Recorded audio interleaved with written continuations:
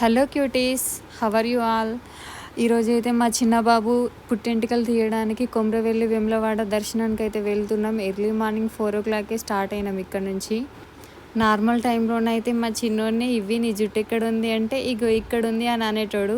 కానీ ఈరోజు అసలే రెస్పాండే అవ్వట్లేదు. ఫైనల్లీ కొమ్రవెల్లి అయితే రీచ్ అయినాక వెంటనే రూమ్ తీసుకొని అందరం స్నానాలు చేసేసి మల్లన్న దేవుని దర్శనం అయితే చేసుకున్నాం.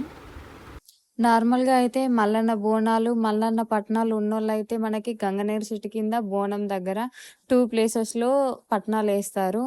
కొంతమందికైతే మల్లన్న బోనాలు ఒకటే ఉంటాయి. వాళ్ళు మాత్రం జస్ట్ బోనం దగ్గరనే శంకుల పట్నంలో ఏస్తారంతే.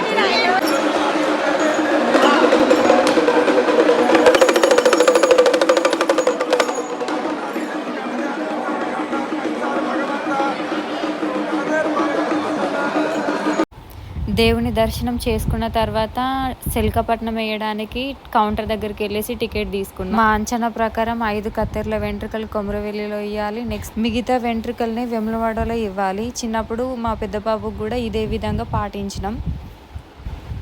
అంతకుముందు మా పెద్ద బాబు వెంట్రుకలు తీసినప్పుడు కూడా 5 కత్తెరలు కట్ చేసినవి గంగనీరు చెట్టు కింద వేసినాము.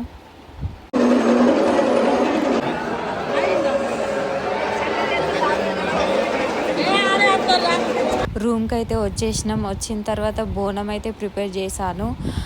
మా అంచనా ప్రకారం అయితే 4 బోనాలు వండడం ఉంటుంది. ఒక దాంట్లో వైట్ రైస్, ఇంకొకటి బెల్లన్నం, ఒకటి చారు, ఇంకొకటి బోనాల కూర. ఈ 4 ప్రిపేర్ చేస్తాము. నేను అక్కడ కొమరవెల్లిలో గమనించింది ఏంటంటే కొంతమంది 2 బోనాలు కూడా వండుతున్నారు. మన వెనకాల జనరేషన్ వాళ్ళు ఎలా పాటిస్తే మనం కూడా అదే విధంగా పాటించడం ఉంటుంది.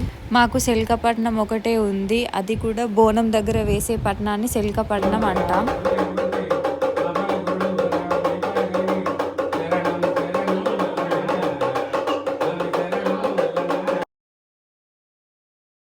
నెక్స్ట్ వేములవాడకి అయితే వచ్చేసినాం.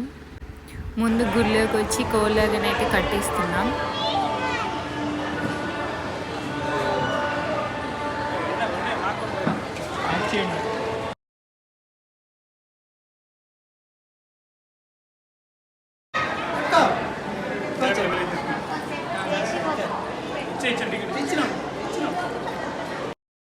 కోలాగని కట్టేసిన తర్వాత దేవుని దర్శనం అయితే చేసుకున్నాం. దేవుడిని చూడంగానే చాలా అంటే చాలా ప్రశాంతంగా అనిపించింది. తర్వాత బద్దిపోషమ్మకు కళ్ళు పోయడానికి పోయినాం. నెక్స్ట్ మా డాడీ మా తమ్మునెత్తు బెల్లాన్ని గుళ్ళో పంచిపెట్టిండు. అన్ని మొక్కులు అయిన తర్వాత గుండు తీయించడానికి అయితే కళ్యాణ కట్టకైతే వచ్చినాము. గుండు తీసేటప్పుడు చాలా ఏడుస్తాడేమో అని అనుకున్నాము, కానీ అసలు మనకి చీమ కుట్టినట్టు కూడా లేదు. అంత సైలెంట్గా గుండు తీయించుకున్నాడు.